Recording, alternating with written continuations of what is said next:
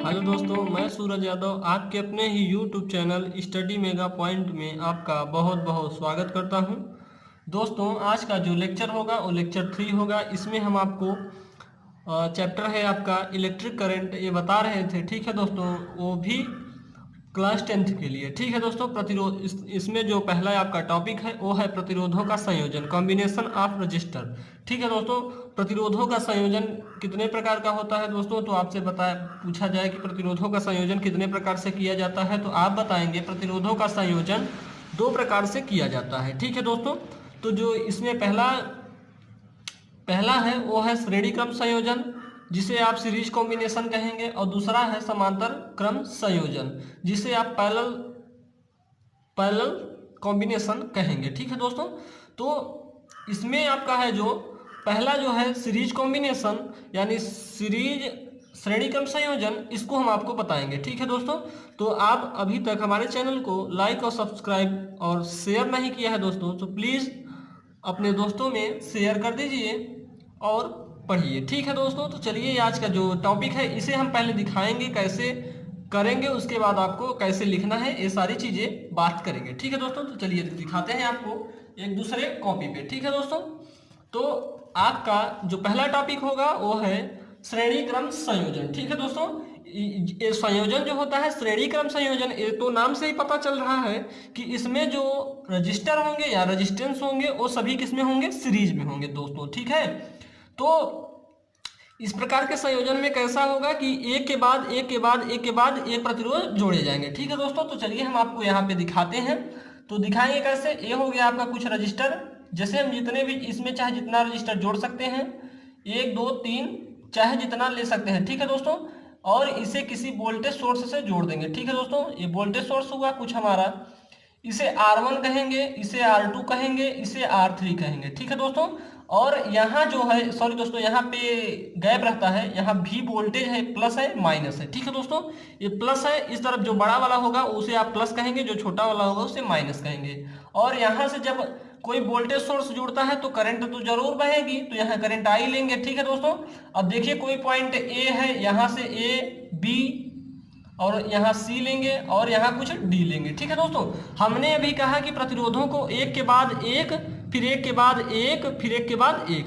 देखिए इसमें 3 प्रतिरोध हैं कि नहीं है, तो दोस्तों इसमें करंट तो सभी में सेम ही बहेगी। देखिए यहाँ पे आई होगा, यहाँ पे भी आई आई आई और यहाँ पे भी आई चली जाएगी। ठीक है दोस्तों, तो जो यहाँ पे वोल्टेज होता है वह यहाँ इसमें सीरीज कॉम्बिनेशन यानी श्रेणी क्रम संयोजन में तो वोल्टेज जो होता है भिन्न भिन्न होता है। ठीक है दोस्तों, एक बिंदु से दूसरे बिंदु तक का कितना होता है, V1 है, फिर दूसरे बिंदु से यहाँ तक कितना हो जाएगा, V2 हो जाएगा दोस्तों, और यहाँ से आपका यहाँ तक V3 हो जाएगा। ठीक है दोस्तों, कहने की बातें इसमें ये है कि जो हमारा करंट होगा वो तो सेम रहेगा। ठीक है दोस्तों, श्रेणी क्रम संयोजन में करंट सेम होगा लेकिन वोल्टेज क्या होगा, भिन्न भिन्न होगा। ठीक है दोस्तों, तो आपको आगे देखना है इसमें क्या होगा। अब आप 3 प्रतिरोध लिए हैं कि कौन कौन से, R1 R2 R3। ठीक है, परिपथ कैसा है, श्रेणी क्रम संयोजन है, और इसमें जो वोल्टेज है वो कौन कौन से, V1 V2 V3। ठीक है दोस्तों,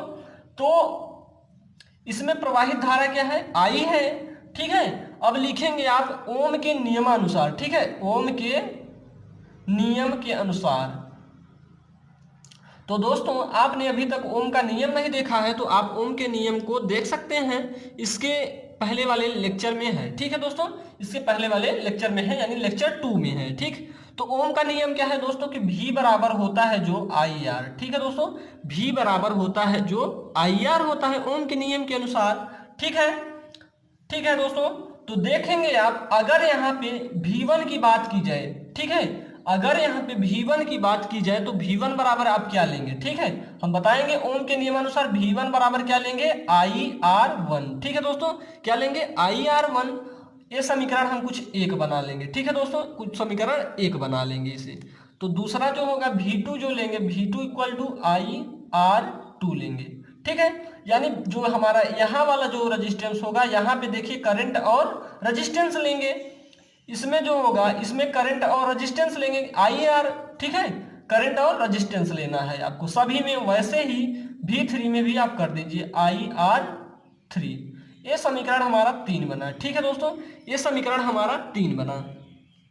तो दोस्तों आपको बताऊं कि जो हमारा समीकरण है इसमें वोल्टेज क्या है, वोल्टेज क्या है, भिन्न भिन्न है। यानी अगर हम आपको कहूं कि भैया जो वोल्टेज है यानी विभवांतर क्या है, तो आप बताएंगे कि विभवांतर यहाँ वोल्टेज सोर्स का जो है V है, लेकिन बाद में बढ़ के क्या हो गया V1 plus V2 plus V3। ठीक है दोस्तों, ये बढ़ के बाद में क्या हो गया V1 plus V2 plus V3। ठीक है, इससे समीकरण 4 बना लीजिए। ठीक है दोस्तों, अब आपको करना क्या है, जो सभी V1 V2 V3 का मान दिया है समीकरण 4 में रख दीजिए। ठीक है, तो लिखेंगे समीकरण 4 में V1, सॉरी दोस्तों, समीकरण 4 में समीकरण 1 2 3 का मान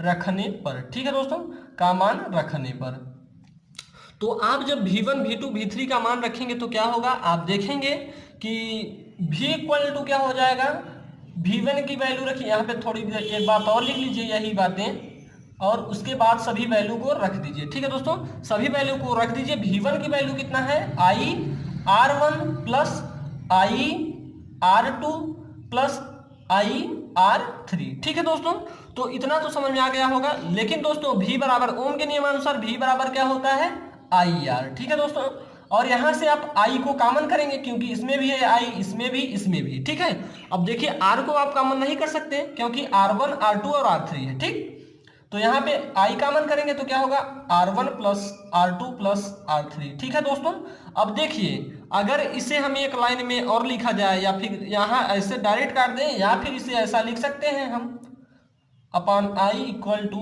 R1 प्लस R2 के प्लस R3। अब देखिए I से I कट गया हमारा।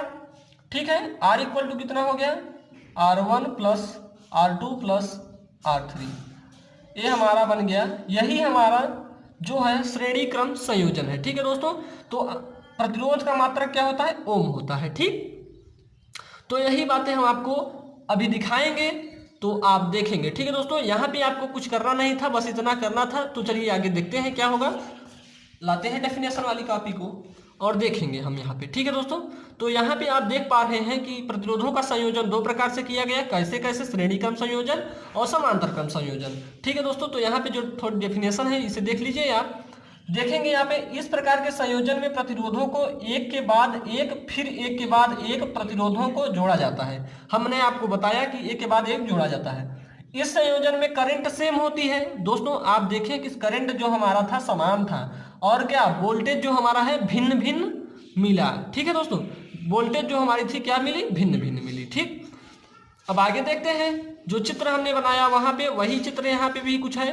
देखिए यहाँ पे करंट आई गई, यहाँ पे भी सेम करंट, यहाँ सभी वापस आ गई। ठीक, और देखिए जो वोल्टेज हमारा डिफरेंट है, V1 V2 V3। ठीक है, और यहाँ पे कुछ वोल्टेज सोर्स जो जोड़े थे हम, V था, ये जो बड़ा वाला चिन्ह लेंगे उसको पॉजिटिव दिखाएंगे, जो छोटा वाला होगा निगेटिव होगा।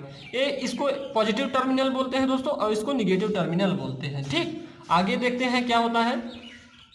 आगे की बात आपकी है कि इसमें जो हमने बताया कि जो प्रतिरोध हम माने हैं वही आप इसमें लिख दीजिए, आपको अच्छे से नंबर मिलेगा। ठीक है दोस्तों, तो लिखेंगे क्या, माना तीन प्रतिरोध R1 R2 R3 प्रतिरोध परिपथ में श्रेणी क्रम में संयोजित है। ठीक है दोस्तों, श्रेणी क्रम में आप संयोजित हैं, आप तो देख चुके हैं। इसके बीच का विभवांतर V1 V2, देखिए V1 V2 V3 है। ठीक, और जो करंट है वो क्या है, I है। ठीक है दोस्तों, तो ओम के नियम के अनुसार आपने क्या बताया कि ओम के नियम के अनुसार क्या है, V बराबर IR है। तो तीन समीकरण जो आपने बनाया कि V1 equal to IR1, V2 equal to IR2, V3 equal to IR3 हमने आपको बता चुका हूँ। ठीक है दोस्तों, तो आगे देखते हैं क्या है। आगे आपका है, देखिए जो हमने बताया कि माना परिपथ में लगी बैटरी का विभवांतर V है। ठीक है दोस्तों, तब क्या होगा, V equal to V1 plus V2 plus V3, यानी जो हमारे वोल्टेज है सभी क्या होंगे, जुड़ जाएंगे। अब वही बात समीकरण 4 में समीकरण 1 2 3 का मान रखने के बाद क्या हुआ दोस्तों, यहाँ पे कुछ ऐसी वैल्यू प्राप्त हुई थी आपको। तो दोस्तों इसके बाद क्या है आपका समांतर क्रम संयोजन। ठीक है दोस्तों, समांतर क्रम संयोजन, तो चलिए इसको भी देख लेते हैं। समांतर क्रम संयोजन को हम यहीं पे बताएंगे। ठीक है दोस्तों, एक तो बता चुके हैं, उसी का थोड़ा सा उल्टा है, यहाँ पे आपको समझ में आएगा। ठीक है, तो चलिए देखते हैं यहाँ पे कुछ डेफिनेशन लिखा हुआ है, इसे पहले देख लेते हैं, उसके बाद आगे चलते हैं। ठीक है दोस्तों, तो इस प्रकार के संयोजन में सभी प्रतिरोधों को पहले सिरे के एक बिंदु से तथा दूसरे सिरे के दूसरे बिंदु से जोड़ा जाता है। इस संयोजन में जो हमारा वोल्टेज होगा वो सेम होगा और करंट क्या होगा, भिन्न भिन्न होगी। ठीक है दोस्तों, करंट जो हमारी होगी वो डिफरेंट होगी। तो चलिए यहाँ पे कुछ फिगर होता है, इसका देख लेते हैं। दोस्तों, जब आपको इस प्रकार का संयोजन कहीं पे दिखाई दे, यानी एक के बाद एक के बाद एक, ठीक, एक के बाद एक के बाद, यानी एक बिंदु जो हो वहीं से एक पॉइंट हो, वहीं से सारी प्रतिरोध जुड़े हो। ठीक है, देखिए एक पॉइंट ये हो गया, एक पॉइंट होगा, दो ही पॉइंट पे सब जुड़ रहे हैं प्रतिरोध। और देखिए दोस्तों, यहाँ पे कुछ वोल्टेज सोर्स हुआ, ये पॉजिटिव या टर्मिनल, ये नेगेटिव टर्मिनल है।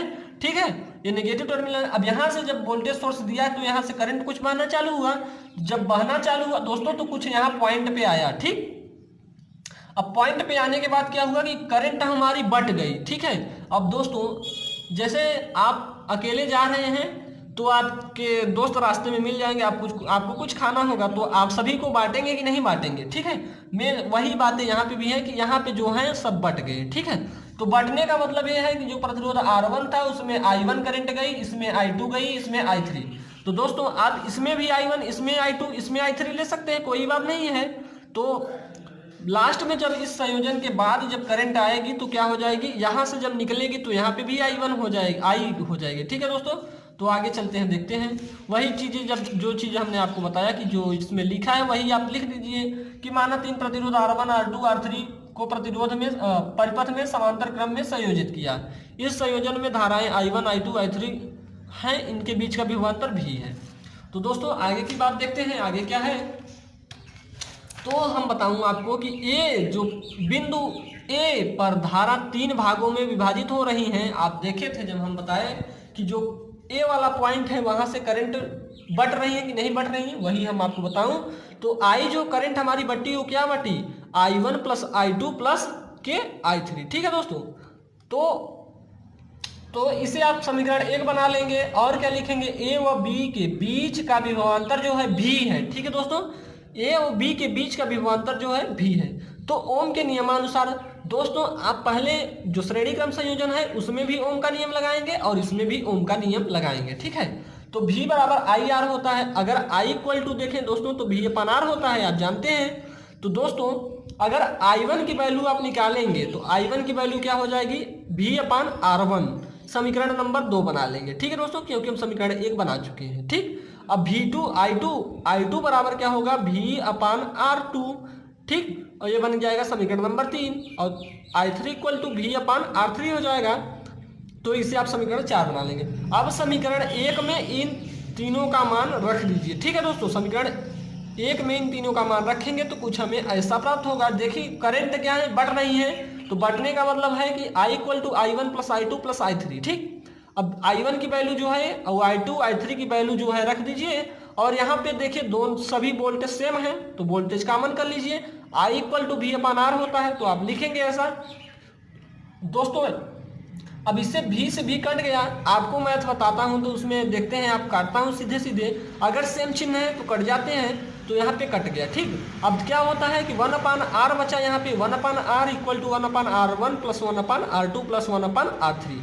तो दोस्तों यही था आपका पार्श्व क्रम भी इसे कहते हैं। ठीक है दोस्तों, यानी इसे पार्श्व क्रम या समांतर क्रम संयोजन भी कहते हैं। तो प्रतिरोध का मात्रक क्या होता है दोस्तों, ओम होता है। तो आपका एक संयोजन और आता है दोस्तों, मिश्रित क्रम संयोजन। ठीक है दोस्तों, मिश्रित संयोजन या मिश्रित क्रम संयोजन जो होता है, इसमें क्या होता है कि जो समांतर क्रम में होते हैं, कोई सर्किट होगी यानी परिपथ होगा, उसमें समांतर क्रम में प्रतिरोध होंगे और श्रेणी क्रम में भी प्रतिरोध होंगे, उन्हीं को आप क्या कहेंगे, मिश्रित क्रम संयोजन। ठीक है दोस्तों, चलिए यहाँ पे देख लेते हैं।